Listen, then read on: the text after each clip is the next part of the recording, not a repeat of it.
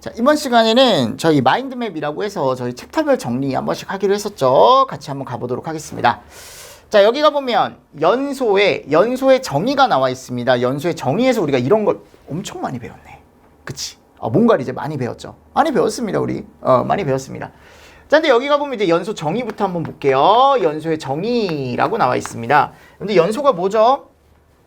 연소가 뭐죠? 그냥 뭐 불사르는 거다라고 제가 말씀을 드렸지만, 그러니까 기본적으로 우리가 가연물이라던가 산소 공급원이라던가 또는 점화원이 있었을 때 여기 연쇄 반응이 추가될 수 있죠.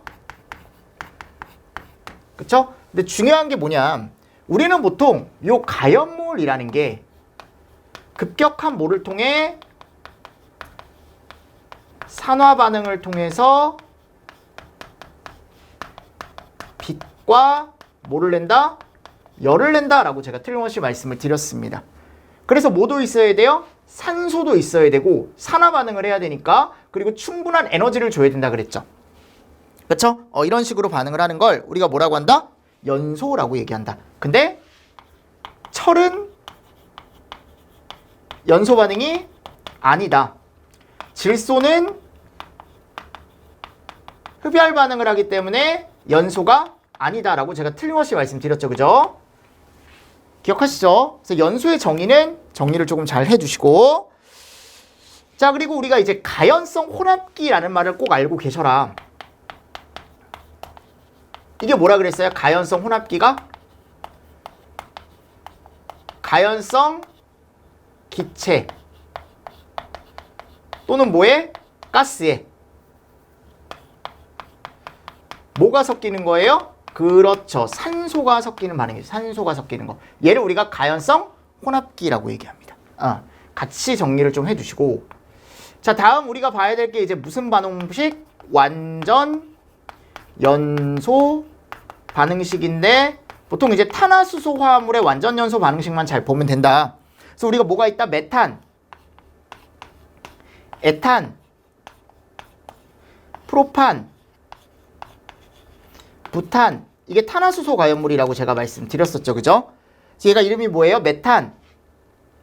얘가 메탄, 에탄, 프로판, 부탄이 있는데, 결국 왼쪽에 완전 연소라는 건 산소가 들어가야 되니까 일단 산소가 들어갑니다. 이렇게.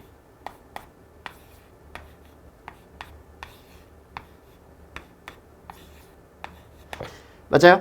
그리고 여기 이제 몰수가 있다. 2, 3.5, 5, 6.5.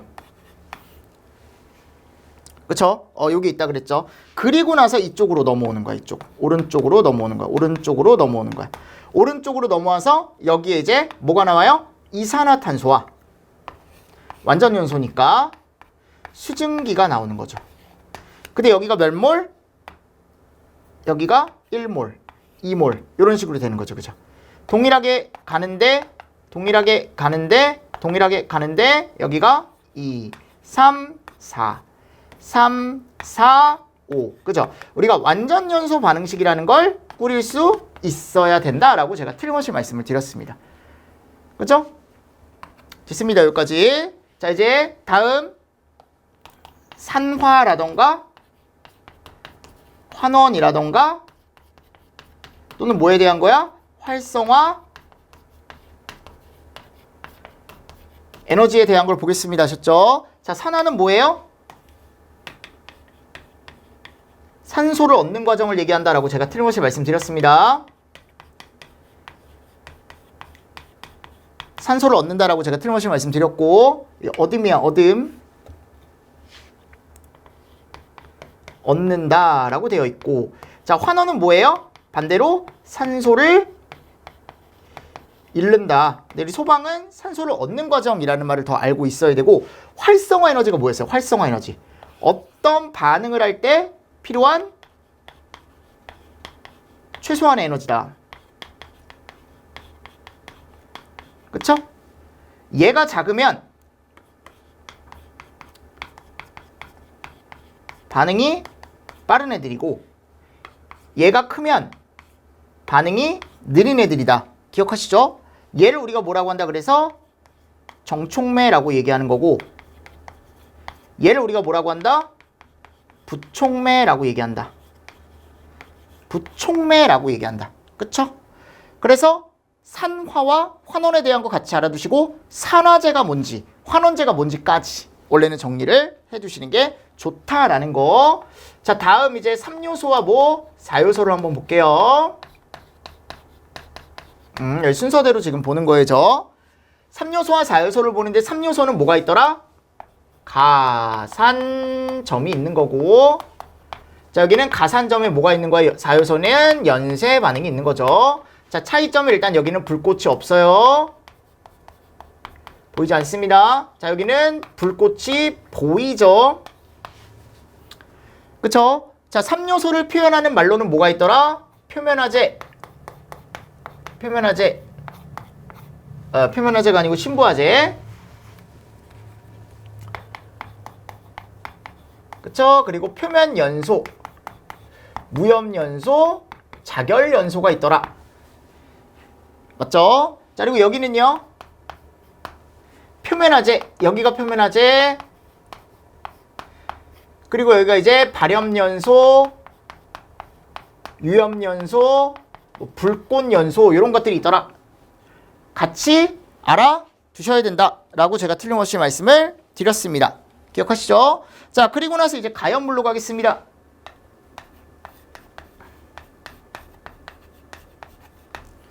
가연물. 자, 가연물을 우리가 뭐라고 한다? 연소가 가능한 물질이다.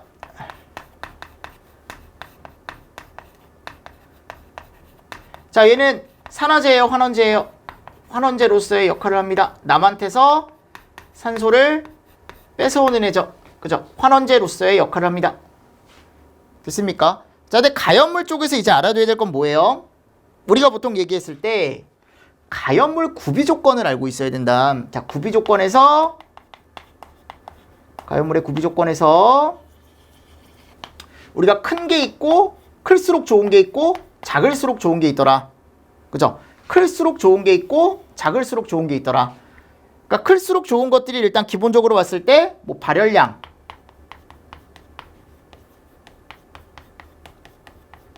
또는 뭐 산소와의 친화력, 또는 산소, 맞습니까? 또는 그 가연물 자체의 표면적,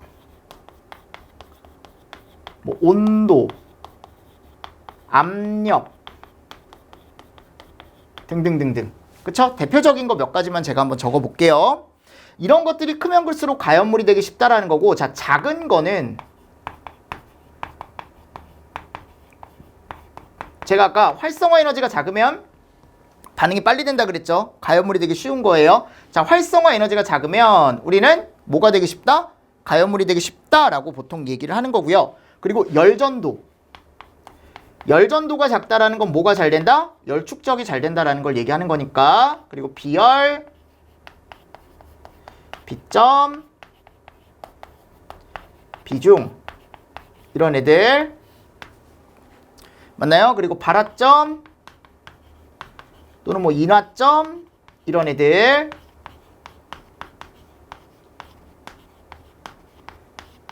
무슨 말씀인지 아시겠죠? 이런 것들이 작으면 작을수록 우리가 빨리 된다라고 했고, 표면 장력이나 증발열도 마찬가지.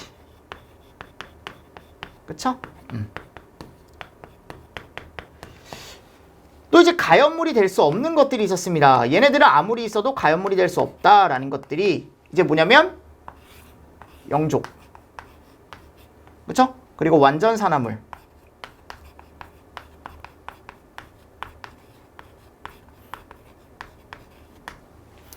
기억하시죠? 그리고 질소, 이 흡열 반응하는 거, 그리고 흙이나 돌 자체가 연소하지 않는 애들, 이런 애들은 아무리 있어도 가연물이 될 수가 없다라고 말씀을 드렸습니다. 근데 이 구비 조건이 진짜 중요한 거다라고 제가 틀림없이 말씀을 드렸죠.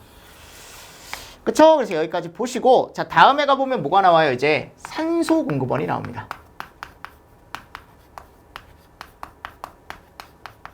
자, 산소 공급원은 21% 있어요. 그죠? 보통 21%가 이제 공기 중에 존재를 한다라고 제가 틀림없이 말씀을 드렸었고, 얘는 뭐로서의 역할을 한다? 산화제로서의 역할을 할 수가 있다. 요 21%라는 걸 내가 몇 프로 이하로 떨어뜨리면 15% 이하로 떨어뜨리면 우리가 뭐를 할 수가 있더라? 소화가 가능하더라 라고 말씀을 드렸고, 자, 조연성 가스 종류로는 오공산 염불이 있고, 그쵸? 오존, 공기, 산화제 또는 산소 공급원, 그죠? 또는 염소, 불소 이런 애들이 있고, 조연성 물질에는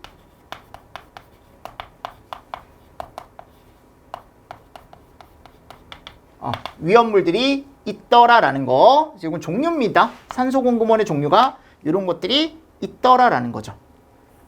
됐습니까? 산소 공급원 이런 식으로 이제 정리를 조금 해두시면 좋을 것 같고요. 자, 예를 들어 내가 얘를 높여보겠다. 뭐를 높여봐 여러분들? 산소 농도를 높여보겠다. 산소 농도를 높여보겠다. 그러면 연소가 더 어떻게 된다? 빨리 될 거다. 그죠? 그래서 산소 농도를 높이게 된다면 어떤 것들에 영향이 있느냐라고 한다면 일단 기본적으로 온도가 올라갈 겁니다. 연소가 잘 되니까요. 그죠? 온도가 올라갈 겁니다. 그리고 발화점 이런 것들은 낮아질 거고,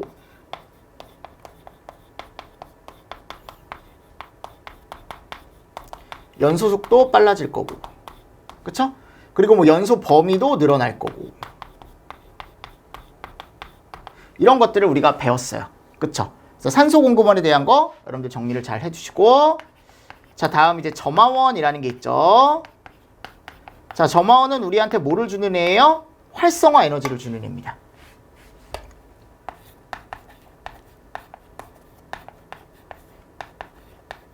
에너지를 공급해주는 애를 얘기한다. 자, 근데 점화원의 종류에는 몇 가지가 있더라?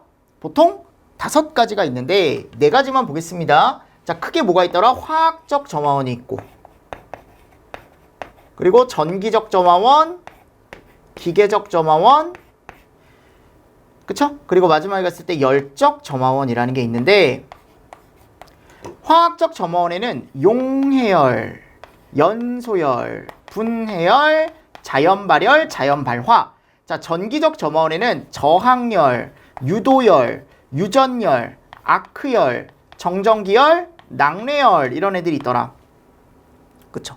자, 기계열에는 압축열, 마찰열, 충격열, 그쵸? 요런 애들이 있고, 자, 열적 점화원에는 뭐가 있어요? 고온 표면이라던가 뭐 적외선이라던가 또는 복사열 이런 애들이 우리가 뭐로서의 역할을 할 수가 있더라? 점화원으로서의 역할을 할 수가 있더라라는 거 다시 한번 여러분들 정리하시면서 넘어가 주시면 됩니다.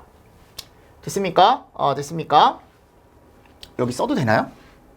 써도 돼요. 이 오른쪽에. 그 여기 잠깐 끊었다가 네, 이어주실래요? 여기까지 쓰면 되나요? 어디까지요? 한 요 정도? 요 정도만 더 쓰면 될 것 같은데? 저쪽에 쓸까요?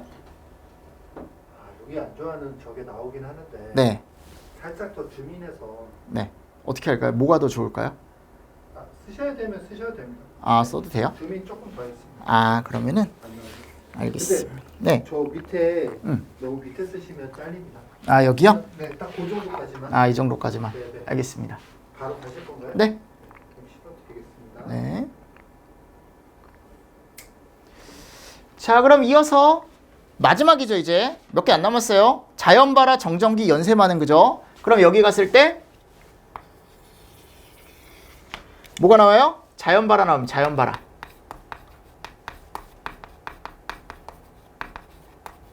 그쵸? 그리고 뭐 나와요? 정전기 나오고, 여기 뭐 나와요? 연쇄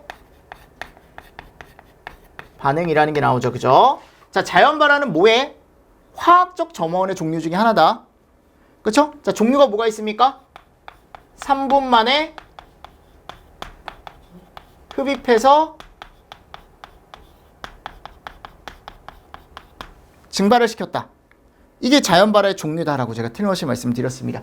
자, 자연발화는 기본적으로 뭐가 있어야 된다? 열의 축적, 그리고 나서 이제 발화가 된다. 축적 및 발화라는 말이 꼭 있어야 된다. 이런 것들이 꼭 있어요. 이거를 종류로 여러분들이 꼭 알고 있어야 되고, 자, 자연발화에 영향을 줄 수 있는 요인들이 몇 가지가 있는데, 그런 것들이 이제 뭐냐면 뭐 열이라던가